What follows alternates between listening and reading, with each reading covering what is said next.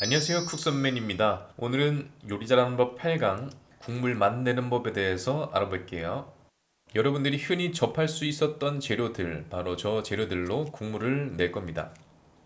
재료를 보시면 무와 양파, 다시마, 양파 껍질, 그리고 파, 멸치 이렇게 준비되어 있습니다. 양파 껍질에서 조금 의아해 하시는 분들이 있으실 수도 있을 것 같은데 양파 껍질이 양파보다 훨씬 더 많은 영양 성분을 가지고 있습니다. 양파의 겉껍질에는 양파의 알맹이보다 퀘르세틴이 최대 60배까지 많이 들어가 있습니다. 퀘르세틴은 활성산소를 없애주고 세포 산화를 억제시켜서 면역력 강화, 항암 효과까지 있으니까 굉장히 꿀인 재료죠. 심지어 염증과 콜레스테롤까지 조절시켜준다고 하니까 참 유익한 재료가 아닐 수 없습니다. 지금 화면에서는 멸치의 내장을 제거하고 있죠. 멸치 내장과 함께 끓이면 쓴맛이 날 수 있기 때문에 빼주시는 게 좋고요. 사실 지금 국물 맛을 내는데 가장 중요한 것은 멸치이기 때문에 멸치를 또 이야기하지 않고 넘어갈 수가 없습니다. 멸치는 고도 불포화 지방산인 EPA 그리고 DHA가 아주 많이 함유가 되어 있죠. 어린이들의 지능 발달에 굉장히 효과적이고 심장병, 뇌졸중 등 한국인의 고질적인 병인 동맥경화까지 방지를 해주는 아주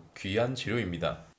하지만 모든 것이 대량 생산되고 있는 요즘에는 멸치가 햇빛에 건조되는 게 아니라 열풍으로 건조가 돼서 비타민 D가 결핍되어 있는 경우가 많은데요. 칼슘과 비타민 D를 함께 섭취해주지 않으면 체내에 흡수되지 못한 칼슘이 간과 쓸개, 콩팥 등으로 이동하여 뭉쳐서 간 결석, 담석, 신장 결석 등으로 몸에 석을 유발할 수 있으니 주의해야 합니다.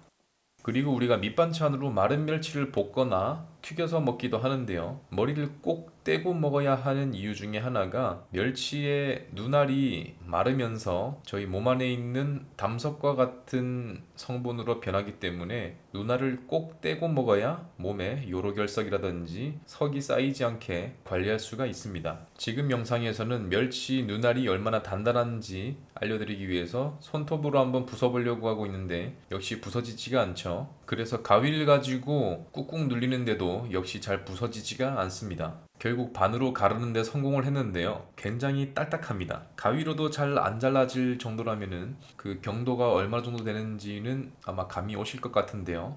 이제 식재료에 대해서 주의해야 할 사항은 여기서 마무리하도록 하고요. 국물 맛을 구성하는 요소를 한번 알아보도록 하겠습니다. 지금은 국물의 베이스를 만드는 작업이고요. 김치찌개라든지 된장찌개, 주 요리에 국물을 만들 때 필요한 구성 요소, 바로 짠맛, 감칠맛, 매운맛, 그리고 향신료의 사용입니다.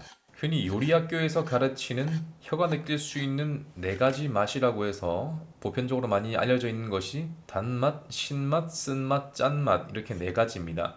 하지만 혀에서 느낄 수 있는 맛은 더 다양하다는 주장 하에 추가된 것이 바로 매운맛이었고 그 뒤를 이어서 추가된 것이 감칠맛이었습니다. 이렇게 혀에서 느끼는 다양한 맛들을 잘 배합해야지 맛있는 국물이 완성이 되는데요. 이렇게 신경 써야 할 부분들이 많은 게 국물 요리이기 때문에 일반적으로 하는 우리 볶음, 튀김, 찜보다 훨씬 어려운 요리입니다. 지금은 멸치의 비린내를 제거하기 위해서 기름기 없는 프라이팬에 한번 볶아주고 있는 건데요. 이어서 차가운 물에 물을 집어넣고 다시마, 양파 껍질과 양파, 그리고 파까지 다 집어넣습니다.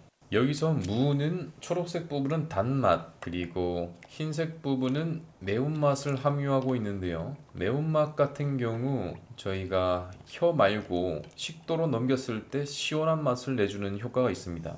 그리고 다시마에 있는 저 하얀색 가루, 만니톨이라고 하는 성분인데요. 감칠맛과 짠맛을 담당하는 성분입니다. 다시마는 오래 가열하게 되면은 점액이 형성되어서 점성이 높아지고 멸치 또한 오래 끓이게 되면 비린내가 과하게 되고 떫은 맛도 약간 날 수가 있는데요. 그렇기 때문에 다시마와 멸치는 물이 끓고 15분 뒤에 빼주시는 것이 좋습니다.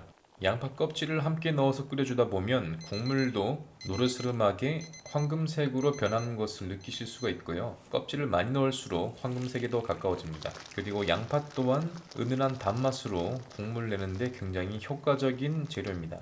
원래 국물의 기본 베이스가 충분히 우러난 후에 간을 해주는 것이 좋기 때문에 아직은 간장이라든지 소금을 넣지 않은 상태입니다. 이렇게 미리 베이스를 끓여놓고 나중에 국을 끓이거나 어떤 요리를 만들 때 다른 조미료들을 첨가해 주시는 것이 좋습니다. 지금은 기초가 되는 국물을 만들었기 때문에 오래 끓이지 않았는데 본 국물 요리에서는 최소 30분 이상 재료의 맛이 충분히 우러나고 국이 달고 달아서 재료가 낼 수 있는 최대치의 맛을 담을 수 있는 국물 양으로 줄여야 됩니다. 한마디로 재료의 맛이 농축되어 있는 국물을 만들어야 되는 것이지 재료가 품어줄 수 있는 국물 양 그 이상으로 가게 되면 밍밍하고 맛이 나지 않고 뭔가 부족한 국물이 완성되는데 그때마다 소금을 넣고 간장을 넣고 하다가 영원히 돌이킬 수 없는 안드로메다의 국물이 완성이 되는 것이죠. 이렇듯 국물 요리에서 가장 중요한 것은 국물의 맛이 나지 않을 때 거기에서 빠져있는 요소가 무엇인지를 캐치하는 능력, 이것이 가장 중요한 요소입니다. 그리고 인내심과 정성이 정말 많이 필요하죠. 오늘 준비한 강의는 여기까지고요. 그럼 다음 시간에 또 뵐게요.